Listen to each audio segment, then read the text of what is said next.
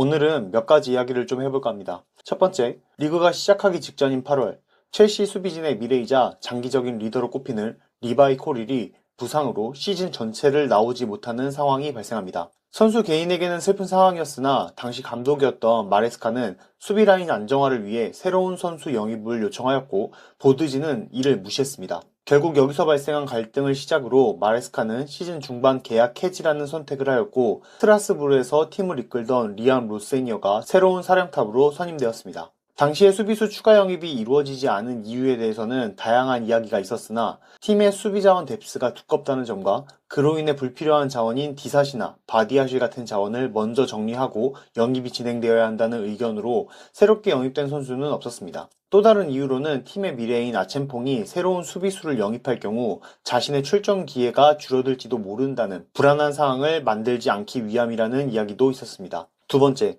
겨울 이적 시장을 보내면서 새롭게 부임한 로세니어에게 힘을 실어주기 위해 수비수 영입을 시도하려는 노력이 있었습니다. 렌에서 우수한 활약을 보이고 있는 제레미 자케에 대한 관심이 있었고 팀과 선수도 첼시로 이적을 선호한다는 긍정적인 시그널을 보였는데 결국 자케는 돌아오는 여름 리버풀로 합류하는 계약을 체결하며 리버풀의 선수가 되었습니다. 자케가 리버풀로 향한 이후로 리버풀이 제안한 여름 합류라는 제안도 매력적이었겠지만 이미 동나이 때 재능인 아첸폰과 마마두 사르를 보유한 첼시에서보다는 리버풀에서 자신의 입지를 다지는 게 더 현명한 선택이라 판단한 것으로 예상하고 있습니다. 결국 첼시는 안셀미로와 마마두 사르를 임대 복귀시켰고 안셀미로는 스트라스부르로 재임돼 어린 자원 마마두 사르를 스쿼드 자원으로 확보하였습니다. 세 번째, 조금 더 앞선 시간으로 올라가서 램파드 체제가 실패한 2021 시즌 투헬이 사령탑으로 앉았을 때 첼시가 보유한 수비 자원은 티아고 실바, 류디거, 크리스텐센, 주마였습니다. 이제 전성기는 지나가고 있지만 올타임 레전드로 꼽혀도 손색이 없는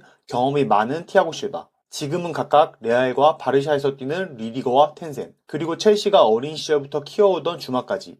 리그와 유럽을 통틀어서 뒤지지 않는 수비 라인을 보유한 상태에서 투엘은 첼시의 사령탑으로 올랐고 해당 시즌 첼시는 챔피언스 리그 두 번째 트로피를 손에 쥐었습니다. 그리고 오늘 홈에서 리즈를 맞아 먼저 두 골을 넣으면서 앞서가는 첼시입니다. 후반 59분경 별거 아닌 상황으로 보이지만 후방에서 탈압박을 하는 과정에서 산체스가 아첸퐁 쪽으로 돌린 공을 아첸퐁이 놓치면서 공격권을 상대에게 내주었는데 조금만 집중했다면 발생하지 않을 상황입니다. 동시에 팀의 리더인 엔조는 오른쪽 측면을 바라보며 화를 내는 제스처를 보이는데 마치 누군가에게 집중하라는 요구를 강하게 하는 것처럼 보였습니다. 이후 경기에서 첼시는 보글에게 페널티 박스에서 카이세도가 반칙을 범하며 피케를 내주었고 은메차가 침착하게 성공시키며 1점을 내주더니 채 5분도 지나지 않아서 리즈가 스로인으로 공격을 전개하는 과정에서 찰로바가 어이없게 공을 잃었고 밀고 들어오는 보글을 아첸퐁이 적절하게 막아내지 못하며 골문 앞 혼전 상황을 만들었습니다. 혼전 상황에서 튀는 공을 오카포가 빈 골대로 밀어넣으며 결국 동점을 만드는 리즈입니다. 찰로바는 프리미어리그 수준에서 나올 수 없는 실수로 위기를 자초했고 아첸퐁은 자신의 경험이 얼마나 미천한지를 스스로 증명하는 플레이로 골을 헌납했습니다. 이후에 아첸퐁은 포파나와 교체되었고 첼시는 종료 직전 파머에게 온 완벽한 기회를 스털링 해버리면서 승점 3점을 얻어야 하는 경기에서 승점 1점을 얻으며 첼시는 리그 순위 5위를 유지합니다.